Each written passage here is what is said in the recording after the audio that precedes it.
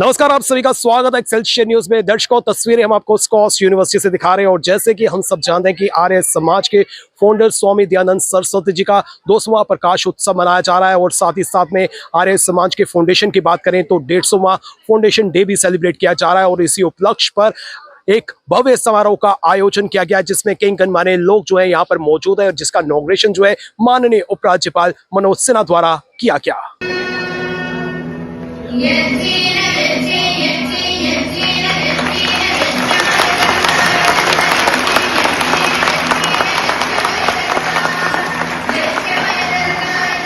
भारत माता की, भारत माता की। पंजाब सिंध गुजरात मराठा द्राविड़ उत्कल गंगा भर्गो देवस्य धीमहि धियो यो नः प्रचोदयात्।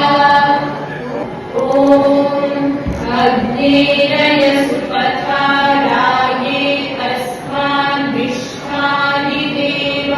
मदिरापान का विधान उसे वैदिक विधान समझा जाता था। महर्षि दयानंद ने आकर के बताया कि नहीं, ये आप वैदिक की हिंसा अपना होती कहने वाले। आज के इस पवित्र दिवस पर यहाँ पर अनेक स्थानों से आयोजन एकत्रित हुए। सर नमस्कार। नमस्ते जी। सर कहाँ से आए आप? हम दिल्ली से आए जी, दिल्ली आर्य प्रतिनिधि सभा के प्रतिनिधि हैं। तो सर जिस तरह से जो मार्ग हमें दिखाया था, कितना हम लोग आज चल पा रहे हैं और कहाँ कहाँ कमी है और किस तरह से इसे दूर किया जा सकता है? अगर मैं सही कहूँ तो सत्य सनातन वैदिक धर्म को जलाने वाले महर्षि दयानंद सरस्वती थे। जिस काल में उन्होंने जन्म लिया उस काल में हमारा देश बहुत गुलामी की जंजीरों में जकड़ा हुआ था, अंधविश्वास पाखंड में जकड़ा हुआ था, बाल विधवा बहुत होते थे, विधवा विवाह भी बिल्कुल बंद थे, स्त्रियों की शिक्षा बिल्कुल बंद कर रखी थी। ये सब महर्षि दयानंद की देन है जो आज हमारे उच्च पदों पे, जैसे राष्ट्रपति के पद पे भी हमारी महिला बैठी हुई है, वैज्ञानिक के क्षेत्र में भी महिलाएं काम कर रही हैं। ये सब महर्षि दयानंद की ही देन है। तो जिस तरह से हमारे समाज में काफी बदलाव हमें नजर आ रहा है, तो इस बदलते बदलाव में कितनी जरूरत है इनके मार्गदर्शन की? देखो, जरूरत तो 100% है, मगर ये आर्य समाज का भी थोड़ा सा दुर्भाग्य रहा है कि जिस गति से हमें काम करना चाहिए था हमारी संस्थाएं नहीं काम कर पाई। थोड़ी बीच में शिथिलता आ गई थी क्योंकि आपसी मतभेद भी हुआ करते हैं। हर समाज, जब समाज बढ़ता है, संगठन बढ़ता है, तो कुछ उसमें असामाजिक तत्व भी घुस जाते हैं। उसकी वजह से थोड़ा सा नुकसान हुआ है। धीरे धीरे हम उसको कवर करने की कोशिश कर रहे हैं। अब सबसे बड़ा अंतर्राष्ट्रीय आर्य महासम्मेलन दिल्ली में 30 अक्टूबर से लेकर 2 नवंबर तक होने जा रहा है, जिसमें पूरे विश्व से करीब 50,000 लोग प्रतिदिन रहेंगे। ये हम आपको भी निमंत्रण करते हैं कि आप आइए, उसे कवर करिए, दुनिया तक पहुंचाइए कि आर्य समाज क्या कर रहा है।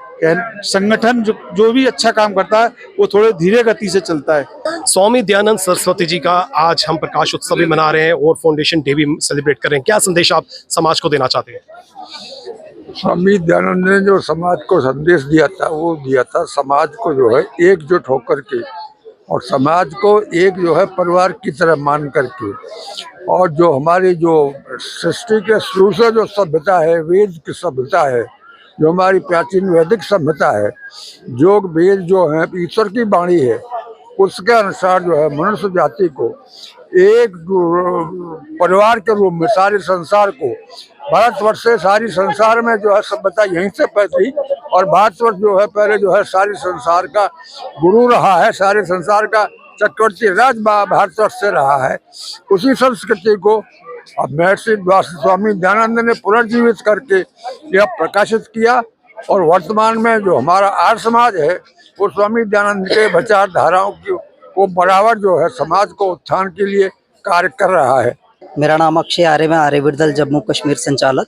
मैं आपसे ये जानना चाहता हूँ कि युवाओं की कितनी भागीदारी जो है सुनिश्चित की जा रही है, युवा कितना जो है जोश से ऐसे समारोह में हिस्सा ले रहे हैं। जो मार्ग जो है हमें स्वामी दयानंद जी ने दिखाया था उसका कितना हम पालन कर पा रहे हैं। जी, जैसा कि हम आपको बता दें कि इस कार्यक्रम में आपने भी देखा होगा कि इसमें अधिक संख्या में युवा लोग ही इसमें संगठित होकर के अंदर भी और बाहर भी बहुत संख्या में युवा लोग यहाँ पर एकत्रित हैं, क्योंकि आर्य समाज का जो मुख्य उद्देश्य था ना वो युवाओं को संगठित करके, जैसा कि प्राचीन समय में भी जिस समय हमारी ब्रिटिश हुकूमत ने हम पर राज कर रखा था उस समय भी ब्रिटिश हुकूमत से आज़ादी दिलवाने के लिए आर्य समाज ने युवाओं को संगठित करके एक मुहिम खड़ी की देश में क्रांतिकारियों की। उसमें अधिकतर संख्या में युवा लोगों ने बढ़ चढ़ करके आर्य समाज के आंदोलन में भाग लिया और देश को स्वतंत्र कराने में अपना बहुमूल्य योगदान दिया।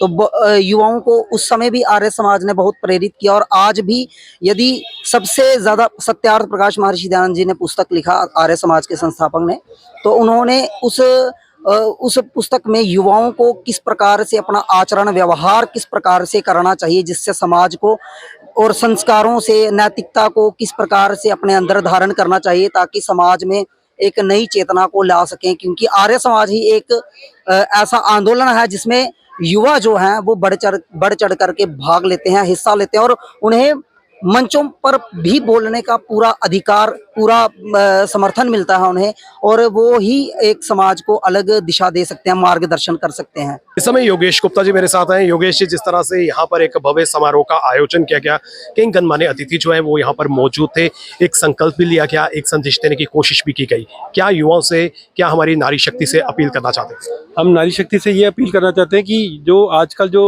नशा नुशा चल रहा है तो उससे मुक्ति मिले, और आर्य समाज ये कार्य कर रहा है कि जो युवा पीढ़ी है उनको सन्मार्ग की ओर ले चलें। आज महर्षि दयानंद सरस्वती जी का 200 जयंती है और आर्य समाज का स्थापना का 150 वर्ष है। ये पूरे भारतवर्ष में बड़े धूमधाम से मना रहे हैं।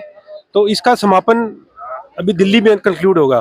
तो सारे जो जितनी भी स्टेट्स हैं उनको ये अवसर मिला है कि इस कार्यक्रम को बढ़ चढ़ के, हमारे को भी ये सौभाग्य मिला है कि इस महर्षि दयानंद जी के जो ज्ञान की ज्योति जलाई है, वेदों की ज्योति को हम बढ़ाएं और पूरे देशवर्ष में फैलाएं। जो मार्ग उन्होंने दिखाया था, क्या लगता है कि कितना हम उन पर चल पा रहे हैं और कहाँ कमी जो है आपको नजर आती है? मार्ग जो उन्होंने दिखाया था उस पर हम प्रयास तो पूरा कर रहे हैं। जो नई पीढ़ी है, वो जो नया युवा पीढ़ी है वो इस मार्ग में भी जुड़ नहीं रही, तो हमारा प्रयास जारी है कि इस विषय में हम घर घर में जाकर हवन कराएं। जो उनका जो वेदों का सिद्धांत है उनको घर घर में पहुंचाएं, ये हमने संकल्प लिया है। इस विषय में हम आपका धन्यवाद। सर, सबसे पहले अपना परिचय दीजिए। मेरा नाम अजय सहगल है और मैं हिमाचल डलहौजी से हूँ।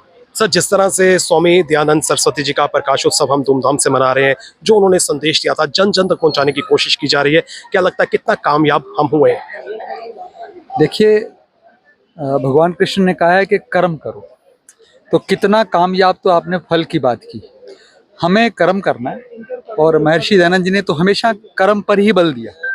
तो हम तन से, मन से, धन से सभी आर्यजन, सभी हम भारत के वासी इस प्रयास में हैं कि भारत में और विश्व में शांति की स्थापना का जो रास्ता है वो वेदों से होके जाता है, हम ऐसा मानते हैं। जैसे कि हमारे समाज में जो है कई वर्ग के लोग रहते हैं, कुछ भटक चुके हैं, जो भटक चुके हैं उन्हें किस तरह से जो है पुनः मार्ग पर हम ला सकते हैं? किस तरह के भटकाव की आप बात कर रहे हैं? सर, जैसे कि युवाओं की बात करें वो नशे की तरफ आगे जा रहे हैं, या फिर अगर हम नारियों की बात करें वो कहीं ना कहीं गलत दिशा की ओर आगे जा रही हैं, किस तरह से जो भटके हुए लोग हैं उन्हें ट्रैक पे लाया जा सकता है? देखिए, इस यहाँ पर मैं शहीद आजम पंडित राम प्रसाद बिस्मिल की एक बात याद करूंगा, जो महर्षि दयानंद जी के ही शिष्य थे। भारत की शिक्षा व्यवस्था में हम शिक्षा में व्यक्तित्व विकास को डाल दें, चरित्र निर्माण को डाल दें, ताकि बचपन में जो बच्चों को स्कूलों में शिक्षा मिले उसमें उनके व्यक्तित्व का निर्माण हो। हम साइंटिस्ट बना रहे हैं, हम इंजीनियर बना रहे हैं, हम डॉक्टर्स बना रहे हैं, पर क्या उनका व्यक्तित्व भी निखर रहा है? क्या उनमें वो गुणों का समावेश हो रहा है ताकि वो अपना भला बुरा पहचान सकें? जब तक व्यक्तित्व निर्माण नहीं होगा, महात्मा गांधी ने कहा है शिक्षा का उद्देश्य क्या है? चरित्र निर्माण। सर, जिस तरह से हमने कहा कि गैप है, इस गैप को किस तरह से फुलफिल किया जा सकता है? इस गैप को तो सरकार ने फुलफिल करना है। सामाजिक संस्थाएं तो अपने स्तर पर चरित्र निर्माण शिविर लगाती हैं, पर्सनैलिटी डेवलपमेंट कैंप्स लगाती हैं, बच्चों को अच्छी अच्छी बातें को उसमें बताया भी जाता है।